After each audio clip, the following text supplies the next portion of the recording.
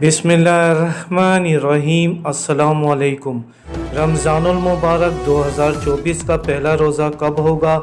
जी हाँ नाजरीन, आज की इस मुख्तसर मगर अहम वीडियो में आप जान सकेंगे कि हिजरी कैलेंडर 1445 के मुताबिक इस्लामी साल के 9वें महीने रमज़ानुल मुबारक का पहला रोज़ा किस दिन और अंग्रेज़ी किस तारीख़ को है। वीडियो में आगे बढ़ने से पहले चैनल को लाजमी सब्सक्राइब कर लें, क्योंकि इस चैनल पर रोज़ाना इस्लामी कैलेंडर के मुताबिक चाँद की दुरुस्त तारीख़ बताई जाती है।